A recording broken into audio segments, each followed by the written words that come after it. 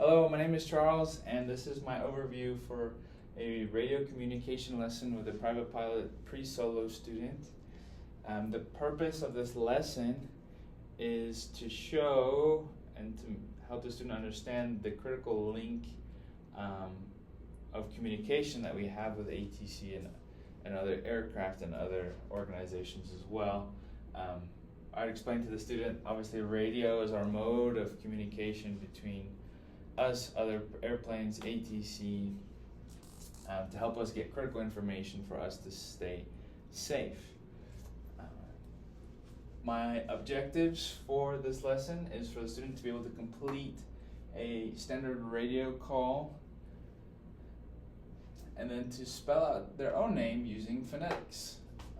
My completion standard for the first objective is I will do a scenario-based training with the student while I give them a pencil or a pen, and they can use that to simulate actually pressing down the button on the yoke, and I will want them to be able to do a initial call up to ground, get instructions for taxi, and then be able to repeat those instructions back to the controller in the appropriate format, and at most using 1 or 2 filler words. Then obviously for my second objective, I want them to be able to spell out their name phonetically without referencing anything, just being, I can write it out and they can say, that's how you spell it out, and they spell it out phonetically without using other references, just from their head. Cool. So the actual content of my lesson, I would show them, comes from AIM chapter 4-2. And I would remind the student that the AIM stands for Aeronautical Information Manual, and I'd have them pull it up on their iPad and have them bookmark it so that they can go back and review. The first thing I would move into is I would get an attention getter. I would tell them a short story that I had on a cross-country flight where another aircraft read back incorrectly instructions that ATC had given them and had put me in a difficult situation because ATC didn't catch the other airplane's mistake, and just walk them through that and draw out the actual scenario in which that happened using my markers, and so that they have a keen understanding of what happened and why it's still important to have good radio communication, both from ATC and from the pilot side. So for my actual general content, I would move into what's general and what we expect from radio calls and radio communication. I would first say, my first bullet point, I like to use bullet points, is that there should be understanding. Then I'd emphasize obviously what I mean by understanding. Then I'd move into the second aspect is that calls should be brief. I'd explain why timeliness is important. Then I would move into they should be clear. Our radio calls, their radio calls should be clear. Just briefly talking about each points, but then connecting it with what's called radio technique. Using a different color. Ran out of room a little bit there, but we're talking about radio technique. And then I have 3 bullet points there as well. The first thing in radio technique is to listen, talk about why that's important. Then we would talk about think. Then we talk about speak.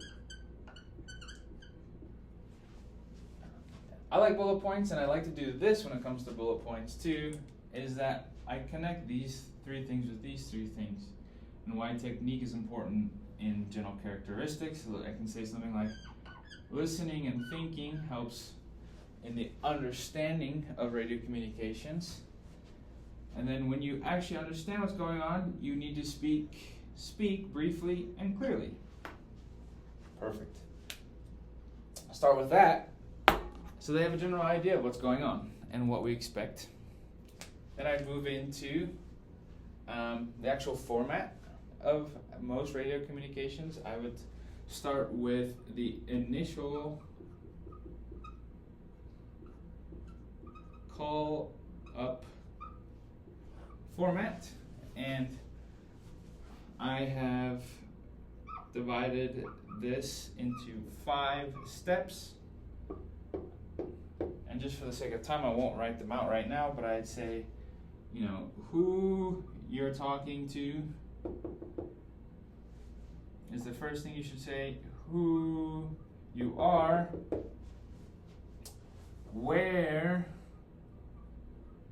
you are, what you want, and then the 5th line I'd say, look, there's an asterisk here, caveat, depending on where you are and what you're doing. Again, it's either who you're talking to at a controlled airport, so I'm going to explain that, or information at controlled airports. Perfect. Talk a little bit about that, maybe run through an example between both of these sets, both controlled and uncontrolled. Talk about that a little bit, and then I'd go into just some common errors.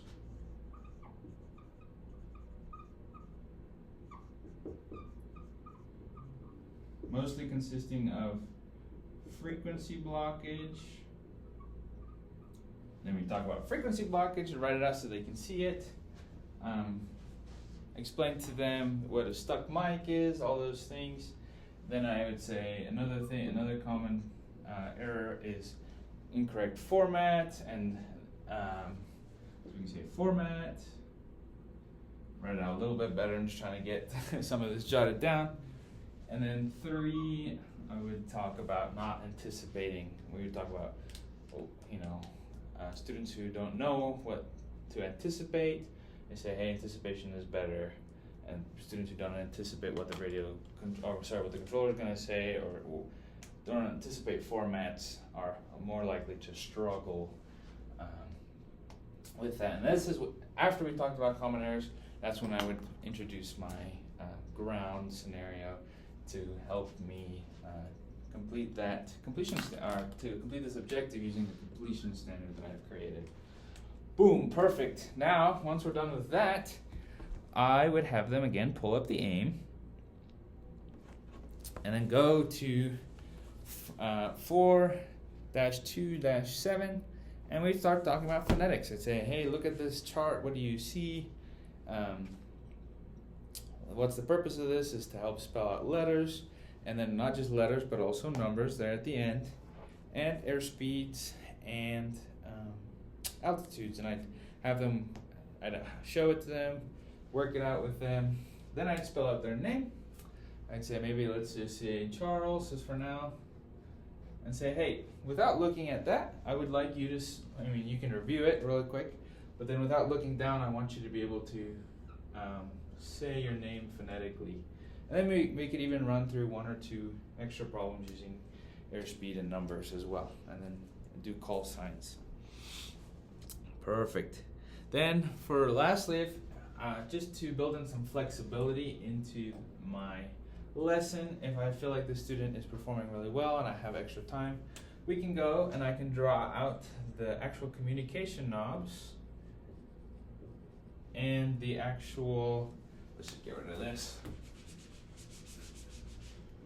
Say, hey, look, there's a big knob, small knob, and talk about radio frequencies on the actual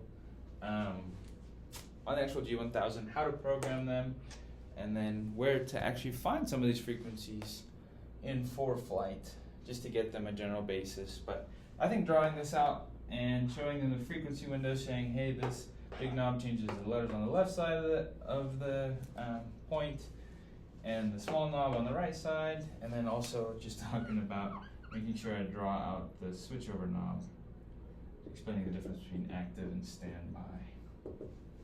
Perfect. So that's the general overview of my lesson with both purpose, objectives, completion standards, content, and then a little bit of assessment using the scenario-based training.